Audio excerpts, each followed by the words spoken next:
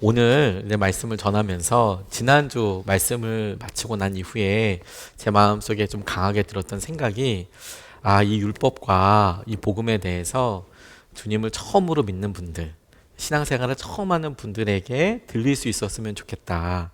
우리가 신앙생활을 오래 한 기간이 길수록 교회 안에 쓰는 용어들에 익숙해질 수는 있거든요. 익숙해지다 보면 자연스럽게 쓰여지는데 정작 처음 믿음 생활하시는 분들은 그런 용어를 잘 모르니까 도대체 무슨 얘기인지 잘 모르겠다. 근데 진짜 많이 나오는 거죠. 설교 시간에 정말 많이 나오는데 뭔 말인지 잘 모르겠다 싶은 이야기들이 있는데 대표적인 게 율법인 것 같아요. 율법이 좋다는 건지 나쁘다는 건지, 그리고 율법은 또 구약 성경에 보면 하나님께서 주신 것인데 그걸 또 지키라고 이야기 나와 있는데 또 신약에는 그 율법을 또 이렇게 해야 한다고, 은혜가 더 중요하다고 이야기를 하고 있으니 도대체 그 율법이라는 게 이 뜻이 굉장히 다의적으로 다가오거나 적용되는 스펙트럼이, 적용되는 범위가 굉장히 크다고 느껴질 수 있어서 제가 이번 설교 준비하면서 간절한 바람은 신앙생활을 처음 시작하시는 분이 오늘 율법을 잘 이해하고, 그리고 하나님께서 그 율법 넘어서 주신 은혜를 좀 깨닫게 되었으면 좋겠습니다. 그래서 조금 설명을 쉽게 하는 것에 대해서 여러분들도 한번 확인해 보실 수 있으실 것 같아요. 오래 신앙생활 하신 분들에게 있어서는 다시 한번 생각해 보시는 시간이 될 수 있겠다 싶습니다. 어느 고을 원님이 그 다스리던 그 자기 마을에서 끔찍한 사건 하나를 듣게 됐습니다. 한 아들이 어머니를 때려서 폭행으로 죽게 하는 일이 발생한 거예요. 이것은 강상죄라고 해서 바로 죽이는 거죠. 그럼 뭐 더 생각할 것도 없이 어떻게 부모에게, 어머니에게 그렇게 할 수 있겠습니까? 그래서 잡아서 신문을 하다 보니까 이 마을 사람들은 난리가 났죠. 저런 것은 당장 죽여야 한다고. 그런데 고을 원님이 몇 번 이야기해 보다 보니까 문제가 하나 있는 거예요. 이 아들이 도대체 뭐가 문제인지를 모르는 거예요. 자기가 한 일에 대해서. 그래서 마을 사람들은 당장 죽여야 한다고 이야기했지만 이 고을 원님은 오히려 시간을 주고 이 아들한테 글 공부를 시키기 시작했답니다. 문리를, 세상 이치를, 그게 무엇인지, 의미가 무엇인지를 차근차근 알려주기 시작했대요. 처음에는 전혀 상관없는 것처럼 천자문 배우는 것 같았지만 물리를, 이치를, 사람의 법도를 잘 알려주고 나니까 이 아들이 점점 마음에 자기가 해야 되는 일과 의미를 알게 되는 거죠. 나중엔 본인 스스로가 견딜 수 없어 할 지경이 되고, 그때가 돼서야 이 고을 원님이 그 아들의 소원대로, 그리고 마을 사람들이 당연히 이야기했던 대로 그 아들에게 합당한 벌을 주었다. 그렇게 이야기가 있습니다. 율법이 우리에게 하는 역할은 우리에게 있어서 우리가 어떤 선을 넘을 수 있는지, 어떤 삶을 사는지, 무엇이 우리의 삶의 한계가 되는지, 이 한계라고 하는 것은 우리가 지켜야 할 것, 우리의 삶에 의미를 부여하게 될 것, 그것을 말합니다. 마치 여러분, 키가 얼마나 돼? 라고 물어볼 때 그 얼마나가 비교 대상이 없으면 나는 누구보다 커, 누구보다 작어. 저는 서장훈 씨보다는 작습니다. 이렇게 얘기하면 제가 키가 2m인지 혹은 190인지 아니면 지금처럼 188인지 모르지 않습니까? 서장훈 씨보다 작다고 이야기하면 모르죠. 대신 자를 대고 몇 센치냐 라고 이야기하면 제 키가 188입니다. 이렇게 이야기할 수 있는 거죠. 우리 삶을 설명할 때 율법이 하는 역할은 우리의 삶에 전혀 경계가 없어 보이는, 혹은 윤리적이든 도덕적이든 우리의 판단 기준으로서의 율법이 정확하게 해야 할 하나님의 뜻에 대해서 던져볼 수 있는 질문과 잣대가 됩니다. 그래서 이게 너무 중요해요. 근데 어떤 사람들은 아예 모르면 제일 행복하겠네, 그러면 자연인처럼 행복하게 살 수 있겠네, 이렇게 할 수 있지만 아니요. 그렇게 생각하는 데에는 중요한 전제 하나가 있습니다. 미래를 모를 때, 지금 하고 있는 의미를 끝까지 모른다고 생각할 때에는 그런 전제가 있다면 그런 의미들을 굳이 알아가야 돼 싶지만, 우리가 마지막 날이 어떻게 될 것인지에 대해서 분명히 알고 우리의 미래가 어떻다는 것을 정확하게 안다면 오늘 우리가 해야 될 일은 굉장히 중요한 선택과 순종이 되는 거예요. 끝에 어떻게 될지 몰라, 어떻게 확 열려있는 결론이라면 지금 무슨 일을 해도 상관없고 새로운 일도 할 수 있겠지만 결론이 정해져 있고 그날을 향해서 나아가게 된다면 우리가 지금 내리는 선택과 시간은 소중한 기회가 되는 겁니다. 주님 오실 날이 얼마 남지 않았습니다. 100년도 안 남았습니다. 이 이야기를 듣고 혹은 영상으로 들으시고 또 2단 났네 이렇게 생각하지 마시고 설명을 좀 들어보셨으면 좋겠어요. 제가 100년도 안 남았다라고 자신 있게 이야기할 수 있는 이유는 이렇습니다. 성경에 우리의 죽음에 대해서 설명할 때 주님 오실 때까지 깊이 잠자는 것이라고 설명하고 있습니다. 다시 말해서 우리가 죽음을 맞이하면 잠들었다가 주님이 말씀하신 그날이 오면 나팔 소리와 함께 다 같이 살아나서 부활해서 하늘에서 하나님을 보고 하나님께서 말씀하신 대로 우리가 행한 것과 우리의 믿음의 고백들을 따라서 그 모든 일이 주님의 심판 앞에 판단 앞에 있게 될 것이다 라고 설명하고 있습니다. 그럼 여러분 우리가 잠들었다 잔다 죽음이라고 이야기하는 것을 우리가 얼마나 멀리 있다고 예견할 수 있겠습니까? 제가 100년이라고 이야기하는 것은 여러분 우리가 주님이 오신다고 이야기하시고 지금 2000년이나 지났지라고 이야기하지만 그 예수님을 따랐던 제자들은 지금 깊이 잠자고 있어요. 그들의 삶에 예수님을 따라서 샀던 것에 깊이 잠들고 있죠. 시간이 지나고 있지 않습니다. 우리 믿음의 선배들, 부모님들, 유산으로서 우리의 믿음의 여러 소중한 분들께서도 지금 잠자고 있죠. 우리가 여러분 죽음 앞에 서게 되고 자게 되면 그러면 우리가 눈을 뜨는 순간은 아무런 시간으로 느껴지지 않을 거예요. 죽고 나서 눈 뜨면 하나님 앞일 거예요. 그런 의미에서 여러분 주님 나라가 100년도 안 남았다는 이야기는 지금 이곳에 지금 말씀을 듣고 있는 저와 여러분들 중에서 자신 있게 100년을 살다 더 살 수 있어라고 이야기할 수 있는 사람이 몇 명이나 있겠냐는 거예요. 한 명이라도 있을까요? 지금 우리들의 삶에서 저와 여러분들이 100년을 산다고 이야기할 수 있는 사람이 여기에 있을까요? 있어도 한 분, 두 분, 만약에 있다면? 하지만 여러분 그때 그 전에도 주님이 오실 수 있어요. 그러니까 우리가 삶으로 경험하고 체험될 때 주님은 언제 오시느냐? 우리의 삶 100년 안에 오세요. 왜냐하면 우리가 죽게 되고 눈 뜨면 만약에 제가 98세에 하나님 나라로 가게 되면 지금서부터 살다가 그리고 99, 100은 벌써 주님의 눈 앞에 있는 거죠. 그러니까 100년이 남지 않은 거예요. 주님 오실 날이 얼마 남지 않았어요. 우리가 우리의 삶에서 주님의 나라와 주님을 위해 살 수 있는 시간은 우리의 생명의 시간밖에 남지 않은 거예요. 그 다음은 주님이 오시는 거예요. 그런 의미에서 주님 오실 날이 멀지 않았고 100년도 남지 않았다라고 확신 있게 얘기할 수 있는 겁니다. 우리 죽은 다음에 그게 무슨 소용이 있어요? 그건 그 다음 사람들이죠. 하지만 우리 자녀에게도 똑같습니다. 100년도 남지 않았어요. 우리 딸들에게도 마찬가지인 거죠. 자, 그래서 여러분 그 전에 또 주님이 오실 수도 있잖아요. 그럼 주님이 오실 때 우리의 삶을 풍성하고 우리의 삶의 열매, 후회하지 않는 결과를 위해서 우리가 어떤 삶을 살아야겠는가, 이게 중요한 질문이죠. 그리고 그런 삶에 있어서 우리에게 주신 소중한 눈금과도 같고 소중한 질문과도 같은 것이 율법이에요. 율법은 결코 나쁜 것이 아니었습니다. 오늘 본문 말씀이 그 율법의 역할, 의미와 함께 그 율법을 뛰어넘는 하나님께서의 약속인 예수 그리스도의 은혜에 대해서 이야기하고 있는데, 첫 번째로 이 율법의 의미를 율법은 개인 교사라고 설명하고 있어요. 율법은 개인 교사입니다.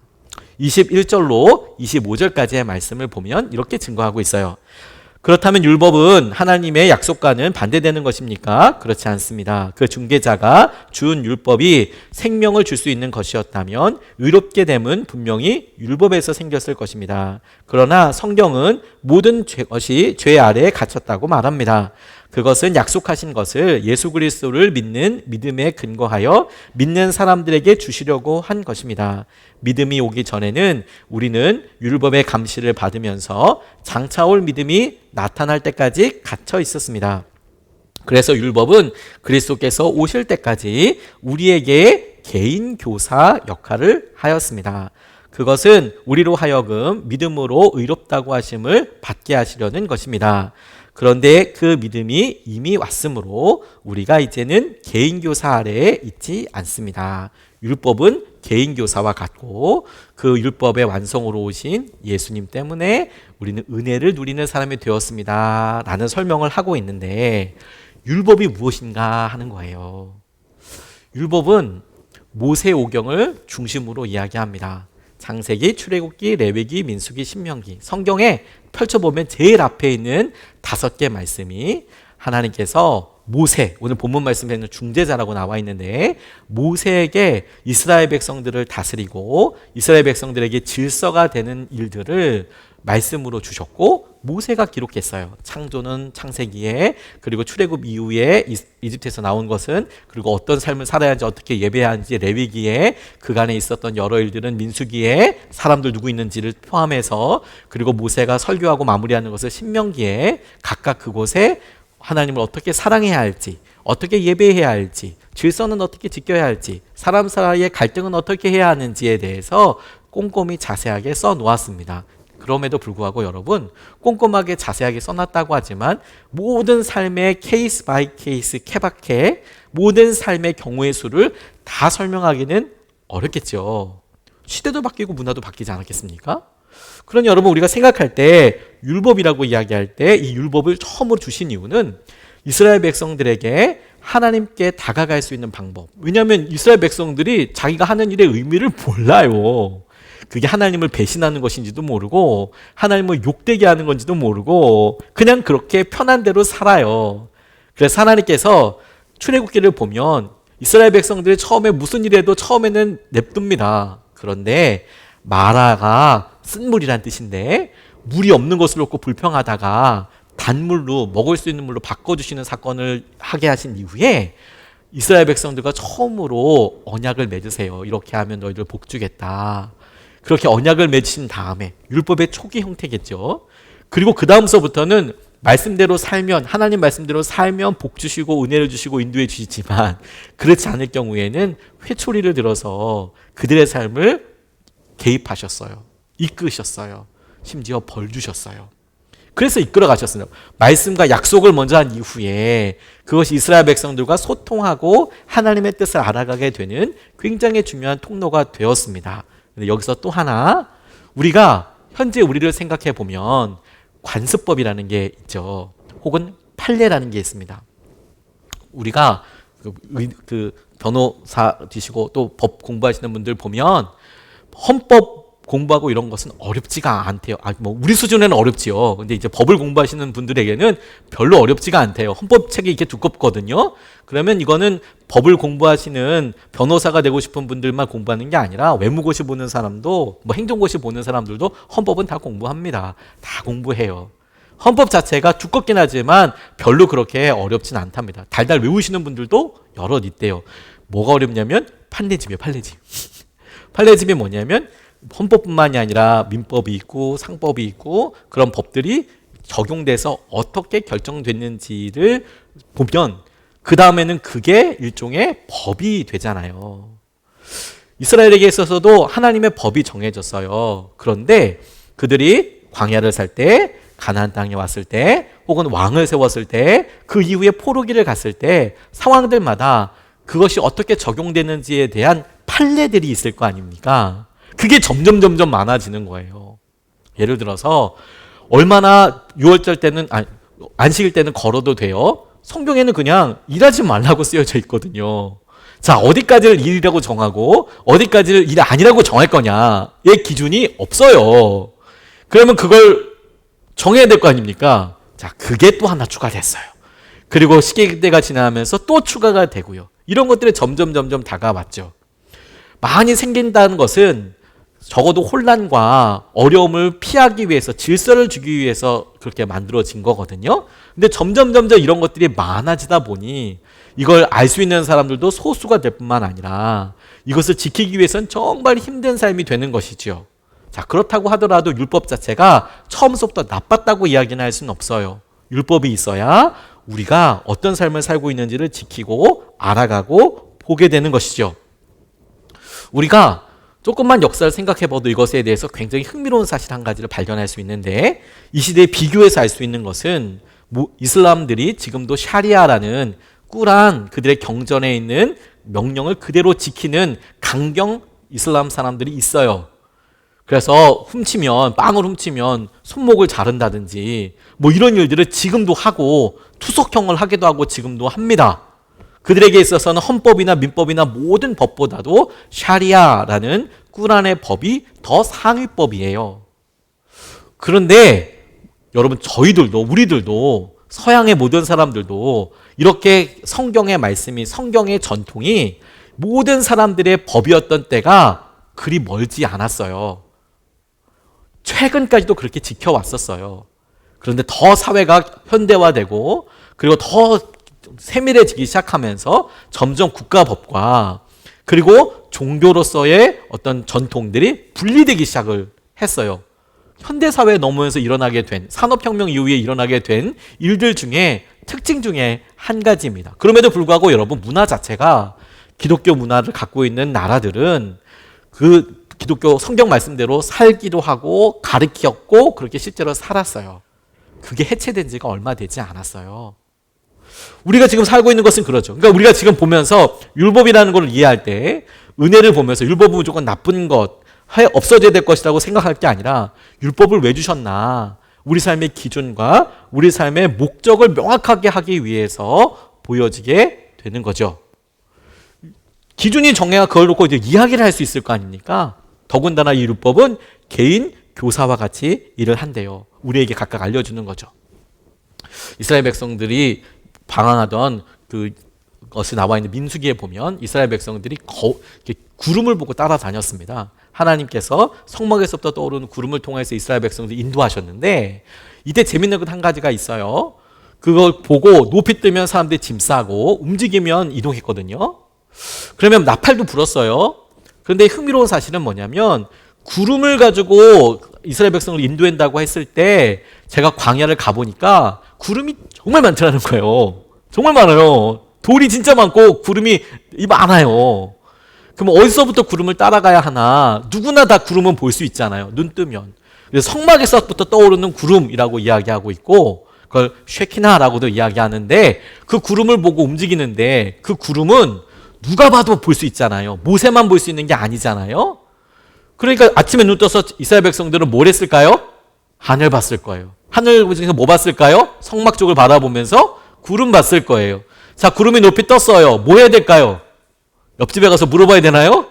일단 짐 싸기 시작하는 거예요. 일단 구름이 징조가 떴어. 오늘 갑자기 나팔 소리 들리면서 출발하자 그러면 곤란하니까 일단 짐 싸. 다 쌌어요. 자, 그리고 구름 움직이네. 가자. 이를 여기를 들려요. 잘잘잘 가는 거죠. 가자 얘기 나오고 그때부터 이제 짐 거두기 시작하면 군대 갔다 오신 분 알 거예요. 텐트 3분이면 다 걷는 건가요? 아니잖아요. 텐트 걷고 치고 짐 넣고 그러는데 이거 시간 많이 걸리잖아요. 이사 갈 때 우리 자매님들 생각해 보세요. 포장 이사하면 정말 아무것도 안 하나요? 아니잖아요. 기본적인 건 뭘 해도 좀 이렇게 모아놔야 나중에 정리하기 편하잖아요. 그걸 5분 만에 10분 만에 할 수 있는 거 아니잖아요. 더군다나 아침 먹고 출발한다고 생각해 보세요. 자매님들은 더 바빠요. 그 청소하고 뭐 이렇게까지 하려고 그러면 그런 삶이었다니까요. 그런데 구름을 보고 각각 개인으로 봐요. 하나님께서 저 구름으로 인도하신다는 것을 40년 동안이나 이스라엘 백성들이 알아가요. 찾아가요. 그 개인 교습이죠. 그게 개인 교습. 말씀이 그렇다는 거예요. 우리에게 주어져서 이 말씀을 따라가야 할지 어떻게 살아야 될지에 대해서 알게 하시고 보여주세요. 자, 이럴 때 이 율법이 우리에게 주님이 인도해 주시고 주님께서 바른 삶을 살 수 있도록 정해 주신 기준이라고 할 때 중요한 핵심이 뭐였냐면, 주신 목적이 뭐예요? 하나님이 우리를 인도하시기 위해서, 하나님이 우리를 만나주시기 위해서. 다시 말해서 그 전만 해도 하나님은 어떻게 찾아요? 안 써 있어요. 그러니까 뭐 산에 올라가서 소리 지르나요? 일단 양부터 잡고 보나요? 그리고 양부터 잡고 보면 이걸 하나님께서 받으신다고 어떻게 알아요? 몰라요. 근데 하나님께서 레위기를 주시고 그 레위기를 통해서 하나님께서 하신 일들을 봐요. 약속을 따라서 했어요. 그래서 그 약속을 보고 내가 그 순서대로 했으니 보이는 것과 상관없이 내가 알죠, 스스로. 하나님의 말씀대로 했을 때 하나님께서 이 예배를 받아주신다고 하셨으니까 내가 하나님께서 내 예배를 받아주셨구나라는 것을 믿을 수 있게 되는 거죠. 사랑과 인도하심 때문에 율법을 주셨다니까요. 근데 그 핵심이 그런 주님과의 관계예요, 관계. 이걸 통해서 이걸 지키는 것으로 인하여서 하나님 우리를 인도해 주고 계시고 하나님 우리와 함께하고 계시고 하나님께서 우리에게 이끌어 주시는 거구나. 그런 의미에서 율법이 조항보다도 사랑으로 받아들여야 한다라는 의미인 거예요. 그런 의미에서. 조항이 필요 없다는 것이 아니라. 그래서 여러분 율법을 어느 만큼 지켜야 됩니까? 사랑하는 것만큼이죠, 여러분. 제가 저희 집사람, 사랑하는 우리 집사람에게 어떤 일을 하려고 할 때 어디까지 해야 됩니까? 사랑하는 것만큼 최선을 다하는 거죠. 거기서 중요한 건 뭐냐면 얼만큼 하느냐도 중요하지만 사랑하는 마음으로 하고 있느냐가 더 중요한 거잖아요. 율법의 핵심이 그거였다고요. 근데 어느 순간에 그것을 점점 잊어버리게 돼요. 갈라디아서 5장 6절 말씀을 보면 이렇게 증거하고 있어요. 그리스도 예수 안에서는 할례를 받거나 안 받는 것이 문제가 되는 것이 아닙니다. 율법의 대표적인 거였거든요. 8일 만에 할례 받아라. 그런데 이방 사람들은 할례를 못 받잖아요. 태어날 때 부모님들이 그 유대인이 아니었으니까 할례를 못 받았어요. 그러니까 율법에 되게 중요하게 여기는 율법을 안 지켰어요. 하는 거냐 안 하는 거냐 그게 중요하지 않고 가장 중요한 것은 믿음이 사랑을 통하여 일하는 것입니다. 믿음이 사랑을 통하여. 내가 사랑하니까 이 일을 하지. 할례를 하고 안 받고 보다 더 중요한 것은 이 믿음이 사랑을 통하여서 하는 것이다. 디모데전서 1장 5절 말씀을 봐도 이 명령의 목적은 깨끗한 마음과 선한 양심과 거짓 없는 믿음에서 우러나오는 사랑을 불러일으키는 것입니다. 믿음에서 나오는 사랑을 불러일으키는 것입니다. 이게 핵심이고 이게 중요한 부분이라는 거예요. 율법의 목적은 분명했습니다. 이것을 믿고 따르고 순종하는 것을 통해서 사랑을 불러일으키는 거구나. 누구에게? 하나님에게. 사랑하는 방법으로서 주신 거구나. 그래서 개인 교사처럼 우리가 해야 할 일을 각각 알게 하셨어요. 진정한 목적이 되게 하시고요. 그리고 여러분, 왕들이 나라를 통일하거나 혹은 중앙 집권적인 힘을 키울 때 반드시 행했던 것이 무엇이냐면 도량령을 통일한 거였습니다. 도량령이 뭐냐면 이거는 무게가 얼마냐, 이 무게가 한 근이냐, 몇 근이냐, 이 근은 그러면 뭐라고 할 거냐, 이걸 통일하는 거예요. 저울추를. 혹은 길이, 이걸 한 척, 한 자 얼마나 할 거냐, 한 칸은 뭐냐, 이런 길이를 정해요. 혹은 넓이, 몇 평, 부피, 한 되냐, 한 마리냐, 이걸 정해요. 이걸 이 A 마을과 B 마을과 C 마을이 다 다르면 난리가 나겠죠. 그러니까 통치 영역에서 그 도량령을 딱 결정해요. 지금서부터 이걸 30cm, 한 되라고 하자. 이 통으로 똑같이 다 만들어. 마을마다 다 돌려요. 그래서 이걸로 계산하는 거야. 이걸로. 딴 거 말고 이걸로. 사기치지 말고 이걸로. 이게 반드시 있죠. 우리 삶에도 여러분, 우리가 질서와 우리의 삶의 중요한 것들을 나눌 때에 주신 이 도량형, 이 기준이 율법이라는 거예요. 그래서 우리가 알게 되죠. 하지만 여러분, 이스라엘에 지금 2000년 전에 있었던 일 혹은 3000년 전에 있었던 일이 우리에게 어떤 의미로 다가오느냐, 이게 또 우리의 중요하게 되지 않겠습니까? 하나님께서 율법을 주시고 그 율법이 점점 내려오면서 주님께서 하신 은혜들을 이렇게 누리게 해주셨죠. 근데 이제 예수님을 통해서 이스라엘 사람들이 갖고 있었던 삶에 그 사람들이 갖고 있었던 역사가 우리에게는 중요한 표준이 되는 거예요. 모범이 되는 거예요. 그래서 이스라엘에게 있었던 여러 일들을 우리가 믿음으로 받아들여서 그들에게 약속하셨던 것들이 영적으로 주님을 믿고 따르기로 한 영적인 이스라엘인 우리가 그대로 누릴 수 있도록 하나님의 약속을 붙잡게 되는 것이죠. 이스라엘 백성들에게 여러분, 이 광야 생활을 40년 동안 했었던 일들은 뭐냐면 말씀대로 사는 것을 알게 하는 거였거든요. 우리에게 주어진 삶도 다르지 않습니다. 우리가 예수님을 만나고 우리가 태어나서 겪었던 타락하고 돌아오는 과정에서 훈련이 필요하고 훈련 과정 가운데 주님을 믿고 따르는 일을 하죠. 율법이 바로 그와 같은 역할을 합니다. 그리고 여러분, 그런 율법이라는 의미를 잘 가져왔을 때 예수님을 통하여서 율법이 완성되었다라고 이야기하는 것은 우리가 무엇 때문에 이것을 지켰다고요? 하나님을 사랑하기 위해서, 이웃을 사랑하기 위해서. 율법을 다 포기해야 되는 게 아니라 완성하고자 하는 사랑, 그 사랑이 더해지기 위해서 예수님께서 우리에게 오셔서 완성해 주신 것인데, 우리에게 여러분, 그런 율법을 우리가 믿고 따르는 것을 통해서 예수님으로 인해서 생긴 우리에게도 믿음의 관습들이 이제 생기기 시작하는 거예요. 믿음으로 살았어요. 그래서 좋게 사랑으로 시작됐어요. 그래서 내가 주님을 사랑하기 때문에 이런 일도 하고 이런 것도 해보고 이런 것도 결정했어요. 뭐 때문에 했다고요? 사랑 때문에. 좋은 거잖아요. 없어지는 게 목표가 아니에요. 좋은 거예요. 근데 우리가 항상 연약해요. 항상 부족해요. 어떻게 됩니까? 이거 차라리 의지박약이나 작심삼일이면 좀 나은데요. 성실한 사람일수록, 꼼꼼한 사람일수록 그걸 끝까지 해요. 우와! 그러다가 번아웃 돼요. 엄청 힘들어요. 죽으려고 그래요. 힘들어서. 처음에 뭐 때문에 했다고요? 사랑 때문에 했다고요. 그러면 답은 뭐야? 안 해! 그게 아니고요. 사랑을 회복하는 게 답이라고요. 사랑을 회복하는 거. 사랑이 회복되면 하고 안 하고가 무슨 문제였어요? 처음부터. 근데 우리는 그렇게 힘들고 그러면 안 하는 것부터 생각을 하지만 아니요. 사랑이 회복되는 게 먼저인 거예요. 그러면 안 해야 될 것도 해야 될 것도 더 보여요? 더 할 수도 있어요. 사랑이 중요한 거죠. 부부 사이에 여러분 재정적인 일이 어렵죠. 그것 때문에 의견이 갈릴 때 어려워요. 힘들어요. 대화할 때 논쟁도 되고요. 자연스러운 현상일 수 있어요. 근데 여러분 그런 의견 차이가 갈등이 불편하긴 하지만 자연스럽죠. 근데 진짜 무서운 건 뭔지 아십니까? 대화하는데 사랑이 안 느껴져. 그러면 의견을 조율하고 이러기도 어렵잖아요. 아예 그런 목표 자체가 없어지잖아요. 기준, 주제가 정해졌지만 사랑이 회복되는 게 먼저라니까요. 안 하는 게 목표가 아니라 사랑이 회복되는 게 목표예요. 그걸 주님께서 예수님을 통해서 우리에게 허락하여 주셨다는 거예요. 이 율법을 통해서 우리가 알아가고 배우게 되는 거예요. 그리고 우리가 배우고 살아가는 이 모습을 오늘 이 본문 말씀은 그리스도로 옷 입는다라고 표현하고 있습니다. 우리는 그리스도로 옷 입은 사람들입니다. 27절에서 29절까지 말씀을 보면 여러분은 모두 세례를 받아 그리스도와 하나가 되고 그리스도를 옷으로 입은 사람들이기 때문입니다. 유대 사람도 그리스 사람도 없으며 종도 자유인도 없으며 남자와 여자가 없습니다.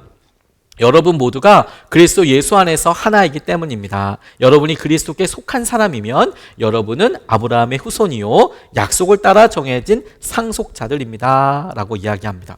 우리가 이스라엘의 역사가 그들이 보았던 그 모범이 어떻게 우리에게 접근하게 되느냐, 마치 이스라엘 사람들도 처음에 자기가 이스라엘 사람으로 태어나겠다고 결정한 것이 않잖아요. 태어나 보니까 아버지가 이스라엘 사람이고 어머니가 이스라엘 사람인 거잖아요.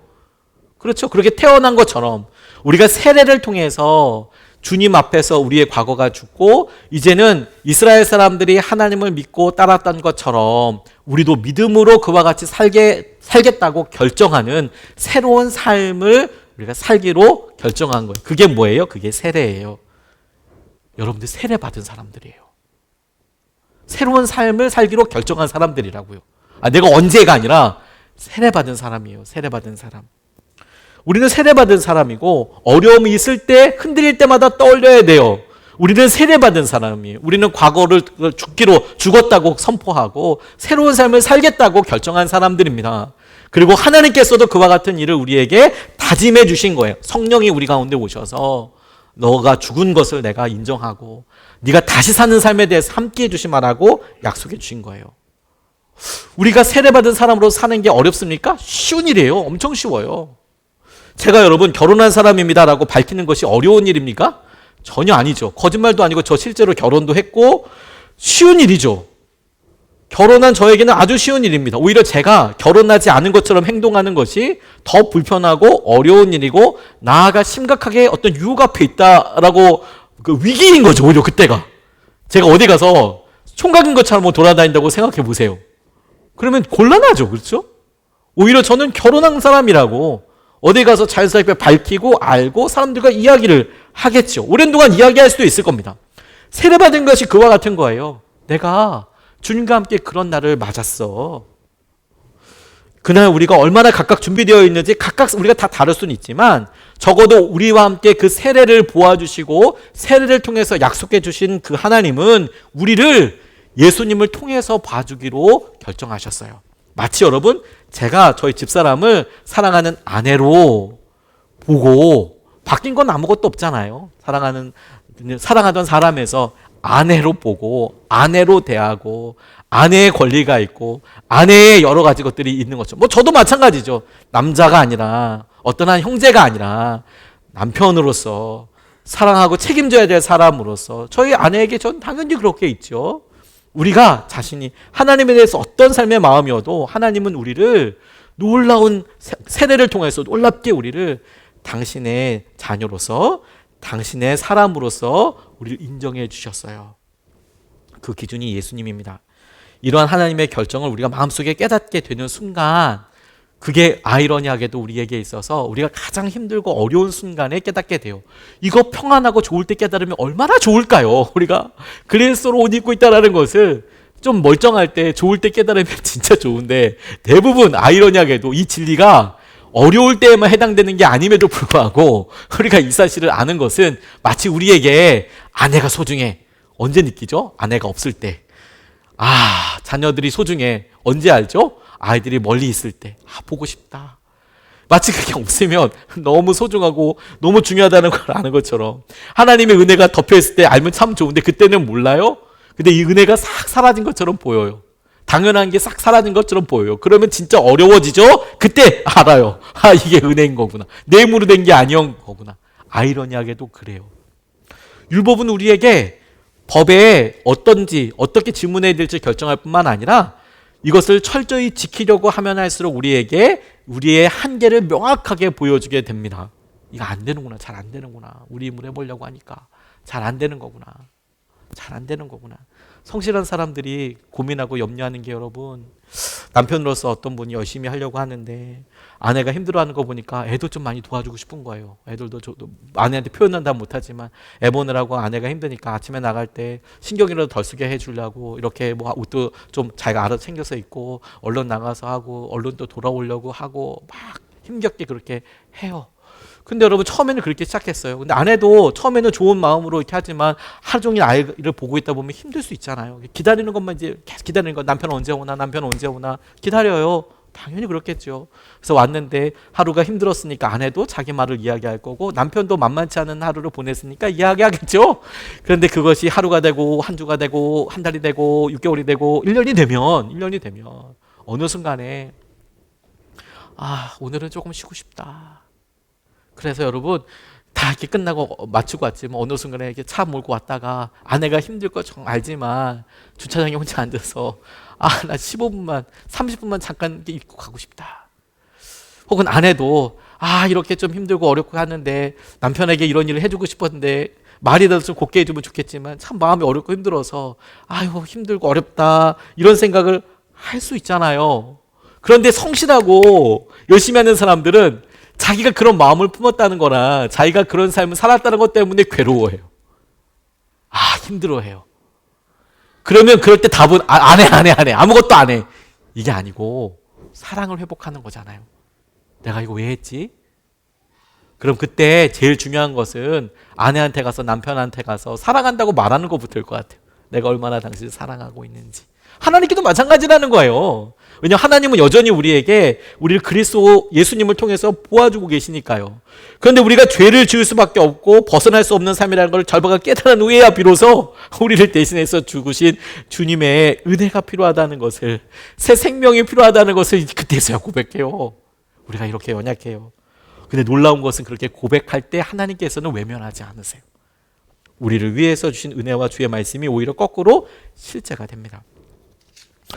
부모님을 일찍 여인 두 아들만 남은 그런 형제가 있었습니다. 아이가 10살 되었을 때 소년 가정이 됐는데 이 형이 엄마 아빠가 보고 싶다는 동생을 얼르고 달래고 소년 가정이니까 그렇게 키우려고 하는데 너무 힘들었습니다. 힘든 삶을 살다가 이 형은 교회에 인도함을 받았고 엄마 아빠가 합친 것보다 더 좋은 예수님을 만나게 됐대요. 열심히 믿음 생활을 시작하고 삶의 무게가 만만치 않았지만 그래도 열심히 살려고 노력을 했답니다. 근데 동생은 정반대로 이렇게 가기 시작하는 거예요. 동생은 형을 향해서 하나님 살아계시면 부모님 돌아가셨겠냐고, 또 하나님 살아계시다면 왜 우리를 이렇게 만드셨냐고 하면서 나한테 교회 나가자고 하지 마, 이렇게 오히려 거꾸로 이야기했다는 거예요. 동생은 형한테 야단도 맞기도 하지만 점점 타락의 길을 겪는 거죠. 동생이 너무 안타까운 거예요. 형이 안타까운 것은 나이가 20살이 되니까 이 동생을 어떻게 통제할 수 있는 방법이 없는 거예요. 자기 마음대로 나가서 이제 성년이니까 할 수 있는데 좋은 쪽으로 나아가면 좋지만 술과 폭행, 폭력 이런 데 계속 방탕하게 지내게 됐습니다. 어느 날 굉장히 불안하고 깊은 밤인데 여전히 동생이 돌아오지 않으니까 형이 혼자서 기도하고 있는데 갑자기 바깥에서 후다다닥 이런 소리가 들리면서 문이 벌컥 열리더래요. 너무 놀랐죠. 아연실색했습니다. 왜? 동생이 몸에다가 피칠갑을 하고 이렇게 막 피를 칠갑을 해가지고 있는 거야. 막 묻혀가지고. 처음엔 다쳤을까봐 놀랐죠. 너 어디 다쳤냐, 아프냐? 얼굴이 하얘니까 얘기했는데 애가 다친 건 아니고 이거 남의 피인 거예요. 그러면 괜찮습니까? 아니죠, 아니죠. 상처 나서 보겠지만 이거 피 났으니까 이거 그럼 누굴 피겠어요? 그래서 동생이 이야기하는 거예요. 형, 내가 사람 죽였어. 술김에 술 먹다가 잔혹한 방법으로 사람을 죽이고 갈 데가 없으니까 집으로 도망온 거예요. 패닉이니까. 갑자기 벌어진 일이니까 어떻게 할지도 몰라서 이대로 있을 수도 없고 와들와들 동생이 떨고 있는데 형이 한 일이 뭐냐면 동생의 몸에 묻은 피를 대강 닦아내고 옷을 벗기고 벽장같이 생긴 조그마한 방에 일단 밀어 넣었대요. 그리고 형이 어지럽히 널려진 피투성이 옷을 물끄러미 바라보다가 무슨 생각을 했는지 갑자기 자기 옷을 다 벗고 피 묻은 동생의 옷을 입었대요. 얼마 후에 사람들이 발자국 소리와 함께 달더니 너 이 자식! 네 놈이 사람을 죽였지! 그리고 체포를 했어요. 형이 짓밟히고 붙잡혀가면서 변명 한마디도 하지 않았습니다. 급작스럽게 끌려간 형이 반복적으로 저는 죄의 형벌을 받아야 합니다 라고만 계속 반복해서 얘기했다는 거예요. 이 말로 바로 죄가 인정되고 재판이 진행되어서 사형 언도를 받았는데 그가 감옥에 들어간 후에 감옥의 분위기가 달라졌대요. 왜냐하면 아무리 그 형을 봐도 잔혹한 살인자의 주범이라기보다 그냥 하나님을 경외하는 사람처럼 보였다는 겁니다. 틈만 나면 기도하고 찬송하고 시간이 막 빠르게 지나는데 이제 사형 집행 날이 다가오는 어느 날에 그가 간수에게 소장님 한 번만 면담하게 해달라고 소장님 만나서 부탁한 게 뭐냐면 편지 한 장만 쓰게 해달라고 소장이 본앞에서 편지를 썼고 봉인을 해서 소장님께 마지막 가는 길에 소원이 하나가 있는데 여기에 이 봉투에 소장의 도장으로 봉인하고 자기가 사형 집행된 뒤에 이 편지 봉투를 겉봉에 쓰여진 주소로 전송해달라고 보내달라고 그렇게 부탁했답니다. 형은 엄마 아빠 먼저 보내고 동생을 끔찍히 사랑했는데 동생이 무슨 짓을 해도 여전히 사랑하는 동생인 거죠. 그의 마음에 오직 동생밖에 없었어요. 오히려 사랑하는 주님을 만난다는 기대도 있지만 두려움과 죄책감에 빠져서 어떻게 될지도 모르기도 했지만 동생 생각만 했습니다. 마지막 밤을 뜬 눈으로 지낸 이후에 동생의 영혼을 하나님께 부탁하고 다음날 아침 일찍 사형이 집행됐어요. 사형이 집행되는 날 문제는 이 소장이 마음이 너무 불안한 거예요. 집행 장면을 바라보고 보니까 마음이 너무 심란한 거죠. 도대체 죽여야 될 사람이 아닌 사람을 죽지 말아야 할 사람이 죽는 것 같아서 소장이 자기 사무실에서 너무 힘든 삶을 완전 왔다 갔다 하면서 있다가 악이라고는 별로 없는 그 사형수의 눈빛이 생각나고 그게 자꾸 생각나니까 이제 부탁이 생각난 거예요. 그래서 급히 봉투를 사람에게 꺼내서 부하 직원에게 편지 갖다 주라고 보냈답니다. 직원이 곧바로 가서 그 집을 한참 두들겼는데 사람이 나오지 않으니까 이제 막 두드리니까 형이 붙들려 간 후에 머리는 산발을 하고 몇 달째 씻지도 않고 꼭 진짜 살아있는 귀신처럼 나와서 하얗게 배치장처럼 나오지 않았으니까 햇빛을 안 받아가지고 하얗고 시커멓고 냄새나는 사람이 이렇게 나왔다는 거예요. 뭐 진짜 귀신처럼 이렇게 보이는 거죠. 문이 열리니까 오히려 교도소 직원이 너무 놀라가지고 그 사람에게 편지를 던지고 도망갔대요. 그런데 형이 잡혀가 문 밖에 나와보지 못한 동생이 형의 편지 봉투를 보는 순간 형이 생각나서 얼른 편지를 펴보았는데 첫 줄에 익숙한 형의 필체가 나타났습니다. 이런 내용이었어요. 사랑하는 동생에게 사랑하는 동생아 나는 너의 죄의 옷을 입고 너 대신에 죽는다.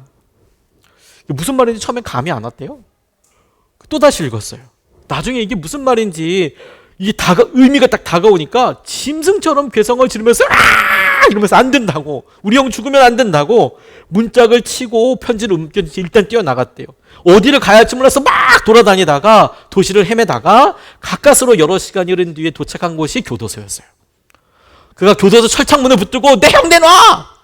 내가 살인자야! 하고 횡설수설하면서 막 소리를 치기 시작하니까 교도소에서 웬 미친놈이 와서 도무지 견딜 수가 없는 상황이 돼서 간서가 나와서 무슨 말인지 알아들을 수가 일단 없는 거예요. 막 횡설수설 막 얘기하니까 뭐 사형수 뭐 내가 죽였다고 얘기했다가 뭐 형이 있다고 그러고 막 죽으면 안 된다고 그러고 막 이렇게 얘기하니까 오늘 죽은 사형수의 동생이라는 것만 의미상으로 알아들은 거예요. 소장이 이 시끄러운 일을 알게 돼서 만나기로 했는데 소장을 만나서도 여전히 횡설수설한 겁니다. 살인을 저지른 것이 형이 아니고 나다. 형이 죽으면 안 된다. 이 내용의 핵심은 그런 내용이었던 거예요. 근데 그 형의 이름은 오늘 죽은 사형수였어요. 소장이 무슨 말인지 이해가 됐어요. 이 세상에 있을 수도 없는 일인데 이런 일이 일어났어요. 소장의 충격이 말할 수가 없죠. 어쩐지 그 죄수가 이상했는데 이 충격 앞에서 소장이 기껏 할 수 있는 말이 뭐였는지 아십니까? 너 이 자식아, 이 더러운 놈아, 네 놈은 이 사건과 상관이 없어. 이 사건의 집행은 이미 끝났기 때문에 이 사건은 끝났어. 나가! 꺼져버려! 뭘 안 했다는 거예요. 갈 바를 알지 못하고 집에 돌아왔는데 텅 빈 집에 돌아와서 이 땅에서 만날 수 없는 형을 생각하고 너무 힘들어하고 있는데 자기 오른손을 문득 보니까 형의 마지막 채취로 보내준 편지가 이렇게 있더라는 거예요. 그 다음에 뭔지 보지도 못하고 있었던 그 편지가 생각나서 자기가 메뉴 한 줄밖에 안 읽었다는 것을 떠올린 거예요. 그래서 다시 그 편지를 펴서 보았습니다. 첫 줄에 사랑하는 동생에게 나는 너의 죄의 옷을 입고 너 대신 죽는다. 그리고 못 읽었던 구절이 이제서야 눈에 띄기 시작했어요. 뭐냐? 넌 나의 옷을 입고 나처럼 살아다오. 넌 나의 옷을 입고 나처럼 살아다오. 어릴 때 형 따라다니던 교회에서 들었던 복음, 예수님 얘기, 천국 이야기, 형이 간 곳이 분명 천국인 것 같은데 형을 만날 수 있는 유일한 길은 천국 가는 길인데 그 길을 어떻게 가야 할지 몰라서 형이 하나님을 부르기 시작했대요. 형이 하나님을. 우리 형이 그렇게 살아야겠다. 하나님 나 좀 만나줄 수 있냐고.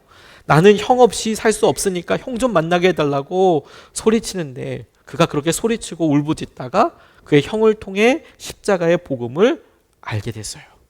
그리고 하나님을 더 간절히 하던 질문을 통해서 회개하게 되고 주님 앞에 도래하게 되는 거죠. 그리고 떠올렸습니다. 자기의 모든 죄가와 자기의 죄에 관련된 일을 자기가 다 태워버리고 난 이후에 형이 마지막 부탁했던 말을 기억했어요. 너는 나의 옷을 입고 나처럼 살아라. 너는 나의 옷을 입고 나처럼 살아라. 예수님이 십자가에 돌아가셨을 때 많은 성화들은 예수님을 그릴 때 주님을 이렇게 옷을 감겨가지고 뭐 이렇게 수치스러운 부분을 가린 것처럼 보이지만 사실은 그렇지 않습니다. 당시의 옷은 통짜 옷이었어요. 속옷이 따로 있는 게 아니고 통짜 옷이었다고요. 그러니까 그 통짜 옷을 빼면 아무것도 입은 게 아니에요. 그리기가 민망하고 묘사하기 민망해서 그렇게 가려져 있었지만 실제로 십자가 처형 방법은 그 옷을 다 벗겨버리는 거였어요. 다 맨몸이 그냥 적나라하게 다 수치스럽게 드러나는 거였습니다. 예수님이 돌아가셨을 때 예수님은 아무 옷도 입지 않으셨습니다. 그 옷이 어디 있을까요? 저와 여러분들이 입고 있는 거예요. 그 옷을. 저와 여러분들이 예수님께서 수치를 받으시며 십자가에서 다 벗겨짐을 당했던 그 옷을 우리가 입고 있는 거예요. 우리가 그리스도의 옷을 입어서 우리의 연약함과 우리의 어려움과 우리 수치스러움이 여전히 있지만 그러나 우리는 우리를 위해서 돌아가신 예수님을 주님의 소원대로 그리고 하나님의 계획대로 주님을 따라서 믿고 살아가고 그리스도로 옷 입고 살아가고 하나님은 당신의 약속대로 우리를 죄인으로서 연약한 자로서 보아주지 않으시고 예수 그리스도를 통하여 우리를 보아주시고 예수님이 사랑하신 방식으로 우리를 만나주시고 예수님이 약속하신 것을 따라서 그 끝에서 우리를 기다려주고 계세요. 우리가 그 주님을 믿는 거예요. 오늘 여러분 우리가 믿음으로 결단하고 나아가는 것은 또 다른 뭐를 해야 한다가 아닙니다. 그런데 여러분 우리가 믿음 생활 하다 보면 율법이 뭐고 힘들고 어렵다고 생각해서 이게 율법이냐 은혜냐 내게 너무 율법적이야 율법 다 포기해야 돼가 아니라 사랑을 회복하자는 거예요. 그리스도께서 나를 위해 죽으신 것을 내가 다시 내 마음으로 믿음으로 받아들이고 믿음으로 시작된 것이 온전한 사랑으로 이어질 때 이루어지고 있는가? 그리고 그렇게 되도록 주님 우리가 기도하고 우리 마음을 주님의 십자가 곁에서 같이 찾고 싶어요.